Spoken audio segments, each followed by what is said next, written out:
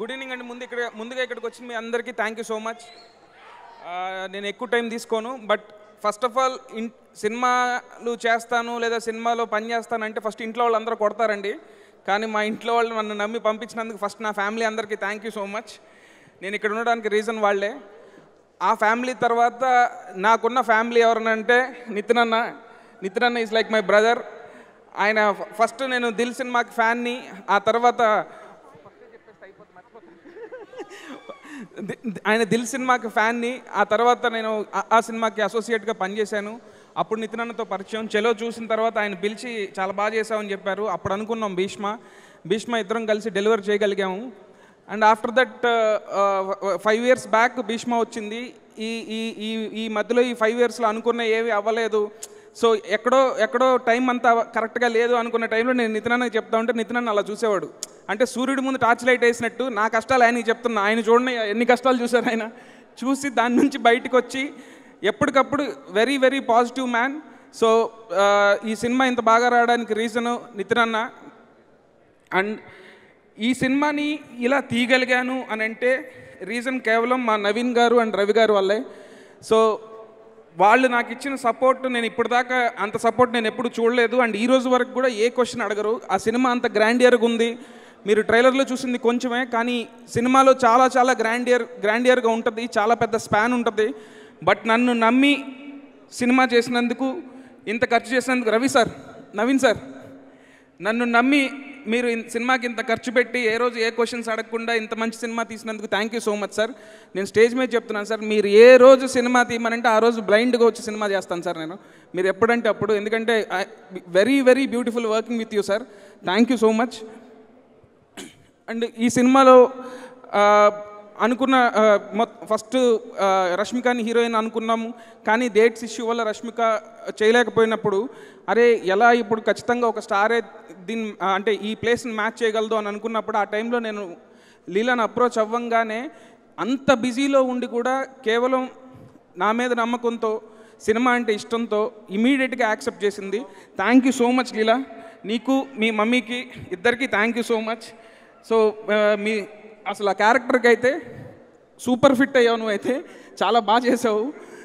And so ఇంతమంది మీ అందరు కనిపిస్తున్నారండి, but వెనకాల ఉండే హీరోలు చాలామంది ఉన్నారు. దాంట్లో నా టీం సాయి శ్రీరామ్ గారు, ఎడిటర్ కోటి, రామ్ కుమార్ గారు, అండ్ ఈ సినిమాకి ఇంత మంచి మ్యూజిక్ ఇచ్చిన జీవి ప్రకాష్ గారు, వీళ్ళందరూ లేకపోతే సినిమా ఇలా వచ్చేది కాదు. అండ్ నా టీం, నా స్క్రిప్ట్లో నాతో పాటు పగలు రాత్రి కష్టపడిన ప్రభావ్కి, అండ్ ఈ స్క్రిప్ట్ డిస్కషన్లో ప్రీ ప్రొడక్షన్ టైంలో ఉన్న భరత్కి, అట్లాగే నా డైరెక్షన్ టీం నవీన్, సత్యం గారు, రత్న, సూర్య, వెంకట్, ఇంకా చైతు, అందరికీ థ్యాంక్ యూ సో మచ్. వీళ్ళందరి పేర్లు తెలియాలని చెప్పానండి, బికాజ్ వాళ్ళు చాలా కష్టపడ్డారు. అండ్ ఈ సినిమాని ఈ రేంజ్ ఇప్పుడు ఇంత బజ్ వచ్చిందంటే దానికి 2 రీజన్స్ అండి. ఒకటి అదిదా surprise song, Ketika Sharma, thank you so much. Because of you we got the initial huge buzz. So thank you so much for accepting the song.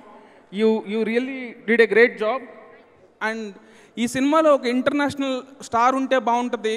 ఒక చిన్న క్యామియో రోల్ అండి, బట్ దానికి చాలా ఇంపాక్ట్ ఉంది. ఆ ఇంపాక్ట్ ఉండాలి, ఒక ఇంటర్నేషనల్ స్టార్ ఉండాలి అని నేను సరదాగా డేవిడ్ వార్నర్ గారు అయితే బాగుంటుందేమో అని నితిన్ గారికి అండ్ రవి గారికి, నవీన్ గారికి చెప్తే, మేము ఊరికే డిస్కషనే వచ్చింది. బట్ రవి గారు సీరియస్గా ట్రై చేసి డేవిడ్ వార్నర్ గారిని మీటింగ్ సెట్ చేశారు. ఆయన ఇక్కడికి వచ్చారంటే రీజన్ మాత్రం రవి గారికి ఇస్తాను. Thank you so much sir. Me confidence వల్లే డేవిడ్ వార్నర్ సార్ ఇక్కడ ఈరోజు టాలీవుడ్లో డెబ్యూ చేశారు, ఇండియన్ స్క్రీన్ మీద డెబ్యూ చేశారు.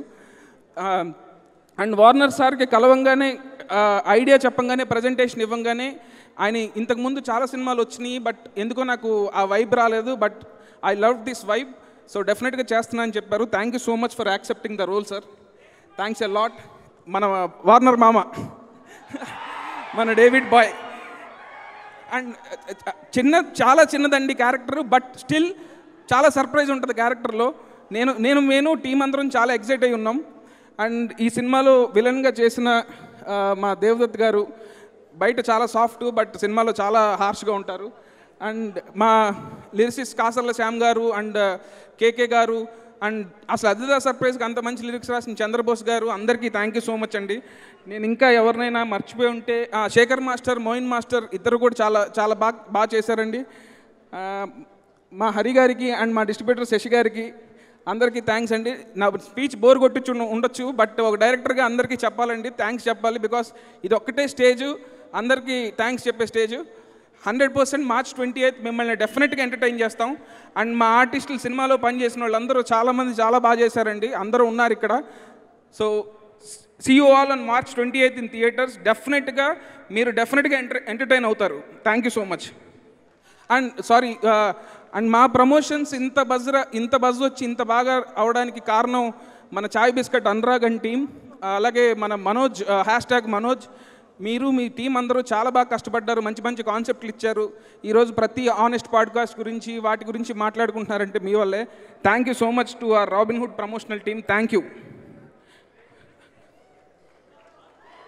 Thank you so much. And ఇబ్బంది ఏం లేదు, మా గురించి ఏం అక్కర్లేదు. Thank you. It's okay. Thank you so much sir. వద్దు సార్, అడిగించుకున్నట్టు తెలిసిపోయింది. వద్దు సార్, మీరు హ్యాట్రిక్ కొట్టాలని మనస్ఫూర్తిగా మేము కోరుకుంటున్నాం. వెంకీ గారు, congratulations already and all the very best to you. And now sound కొంచెం కిసిక్ లెక్కలో రావాలి, అప్పుడే మా క్యూడీ, మా బ్యూటిఫుల్ శ్రీలీల ముందుకు వచ్చి మాట్లాడతారు. సారీ అండి, మళ్ళీ మర్చిపోయాను. సారీ. రాజేంద్ర ప్రసాద్ గారు మర్చిపోయానండి. ఆయన నిజంగా చాలా నేను కథ రాసుకున్నప్పుడు ఆయన్నే ఊహించుకొని రాసుకున్నానండి.